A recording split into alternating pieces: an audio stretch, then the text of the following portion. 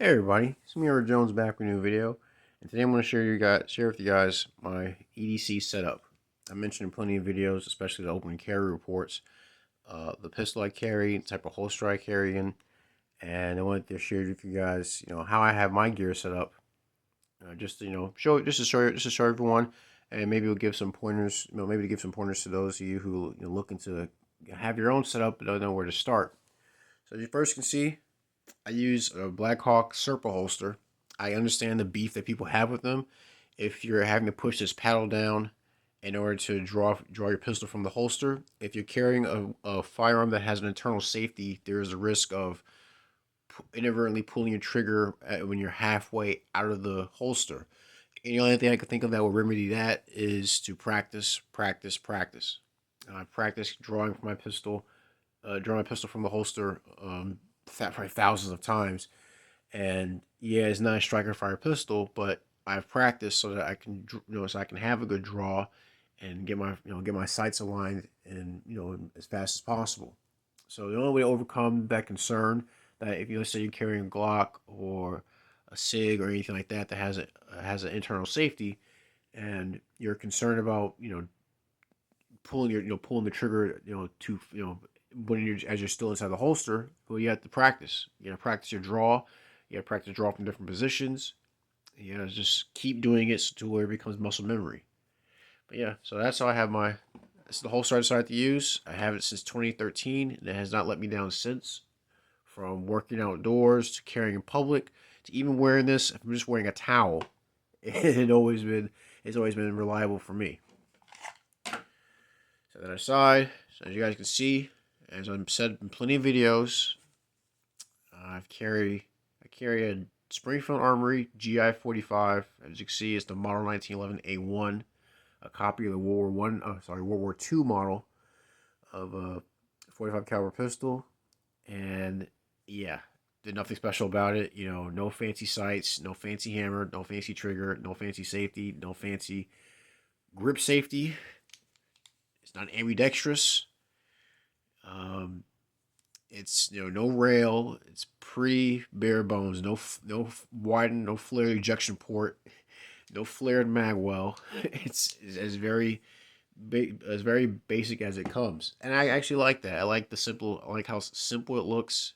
Nothing too striking about this pistol. It is what it is. But there are a few things I have done to it to make it more comfortable for me to use. So first thing you guys notice are my grips. These are the Magpul 1911 grip panels. I held a 45 I think it was at PSA at the gun counter, and I like this thumb cutout, this thumb relief cutout. It wasn't a Magpul, it was a different company, but I remember holding the gun. I said that feels excellent. I have easy access to the safety. I don't have to change my grip all that. I don't have to really break my grip to activate well the safety. Obviously not this, but I really was talking about the magazine release. I didn't have to really change my grip to activate the magazine release, and it's a lot more comfortable when I'm gripping the pistol. I like the aggressive texture on these grip panels. Before this, I've had Hogue rubber grip panels, which still feel very comfortable. I still have them. Before that, I've had for the longest I've carried this pistol with just a plain plastic GI grips. Before that, this gun did have the U.S. wooden grips that comes with the Springfield Armory GI 45 line. But I decided to swap everything out. It got me to this point where I wanted to use these Magpul grip panels, and I really like it. It feels very comfortable in my hand. I like the texturing. It's fairly aggressive, and I think that's what I'm gonna stick with. Looks pretty, and it looks pretty good with the finish, with the parkerized finish of the gun. Also, you guys can see my finish is wearing off on the slide on some parts of the frame because I do carry this pistol. It gets this is supposed to happen when you're carrying. I could Cerakote it or Duracoat it and maybe prevent this from happening, but I like it as is. I used to cover this thing. I used to keep a nice coating of oil on it to try to keep the finish intact. But it is what it is. This is what happens when you carry, the same thing over and over and over and over again for several years. So I like it. I don't think I'm gonna refinish it anytime soon. Maybe if it gets to a point where it's totally in the white, or just nearly in the white, I'll think about getting it refinished. I don't know if you guys can probably the first thing you go also, one of the things you may have also noticed is my front sight ramp. I painted yellow. It's high vis yellow. Where have you heard that from before? And I did it because it's a whole lot easier for me to get my sights lined up. Pretty sure you guys can see that as the camera focuses. It's pretty easy to get my sights lined up if I can see the front sight being separate from the rear sight. And I actually like that. I know you can get replaceable sights if you have the Novak cuts, but I don't have that, so I just improvise. I use a high vis yellow paint, and it's worked out for me. It's worked out well for me, for a couple months that I've had it on there. I know there is also glow in the dark paint if I wanted this to have night sights, but I don't think that's really necessary for this pistol. So I think I'll just keep with the high vis yellow front sight. All the springs, I think just about all the springs except for the mainspring housing has been replaced with Wilson Combat springs. Especially one thing I've noticed greatly is the Wilson Combat 22-pound spring for the recoil spring, and it's a lot more stout than the 17-pound spring that came with this pistol originally. So it does help it helps with keeping the pistol from rising so much. It has a little bit more force to it to work against. So it allows the gun to actually stay level, so it's not too affected by the recoil, and I can get my sights back on target, for my follow up shots. Well, there's another thing I've done to the gun. Let's see if I can take it down real quick. In about the last 1911, it came with this little feature. Sorry, I'm trying to get this thing taken apart. Do off camera for a second.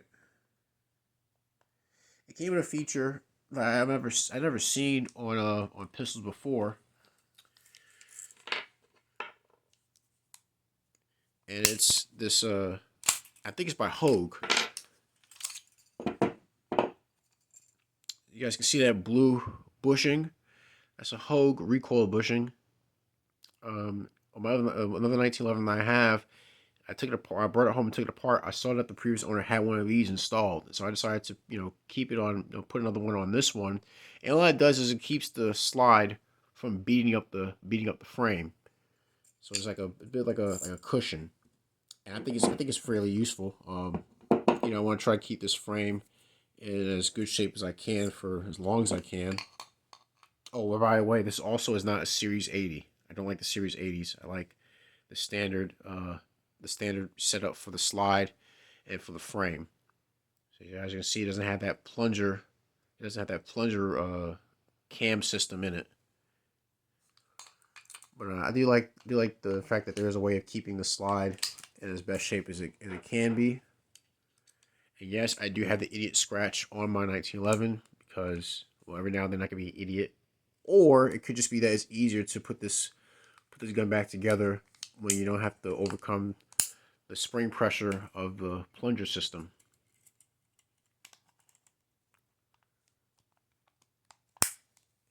There we go, back in play. So that's the gun. Like I said, I have other guns that I carry every now and then. High power. I have a Magnum revolver that I can carry every now and then. But for the most part, I'm always carrying this. As far as our magazines go, so this is a 8-round magazine from American Storage. It's like American Storage Components. It's a fairly good magazine. It's stainless. I like it. It runs well with my gun. And the ammunition I use right now is this Federal Punch jacketed hollow points. See if the camera can focus. I carry 8+1 in my gun. And I used to carry 7-round magazines, and just leave it at that. But I figured, well, why not just, why not go with an 8-rounder if they exist, and why not just add as much as I can to my pistol, in case I ever need the extra ammo before I need to reload. So it only made sense for me to do that. I have a Lag tactical magazine holder, and I actually got this when I got my first inside the waistband Kydex holster. But this gun being all steel, it beat the mess out of the holster after a couple of years of use. And from my lifestyle of working and carrying, it just wore the holster out. And this right here, this is just a metal form. This is a metal form 1911 magazine. You see the metal form logo on the back of it on the base plate. But this is actually a 7-round magazine. But funny enough, it actually had a witness hole for 8th round. So what I decided to do was I took the magazine apart. I'm not gonna do that on video, but I took the magazine apart and I took the follower out and I cut the base of the follower shorter. So that made room for one more round. And there's not even too much pressure for me to even put this 8th round into the magazine. So I don't know. I'm not sure why they made the magazine with a witness hole for as if it was an 8-rounder when it only held 7. But I guess they figured, well, if someone wanted to make it an 8-rounder on their own, they could do it on their own time, on their own dime. But because the magazines are pretty cheap, but not cheap in quality, but just they're not Wilson Combats or they're not Chip McCormick's, but they're not Metgar, but they are pretty good magazines. The same rounds. Well, actually, no. And these rounds I have in here right now, I think are different. These are from these bullets. These projectiles are. These are spears. I want to say these are either spear gold dots, and they also perform well in the 1911. Typically, if you're carrying a 1911 and you want to have some jacketed hollow points, I recommend getting something that has a rounded nose. There's some rounds like the HRPs that have more of a taper to them. They actually still feed pretty well in this style of pistol, even if you don't have the magazines. We'll provide you have a magazine that will help with proper feeding of the gun altogether. And so far, these hollow points, they feed well in these metal form and these American storage components magazines, as well as even some surplus GI magazines that are out there. But that's it,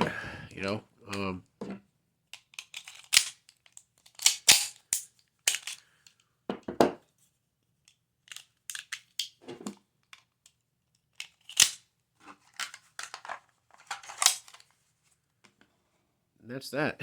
So now it's ready for carry.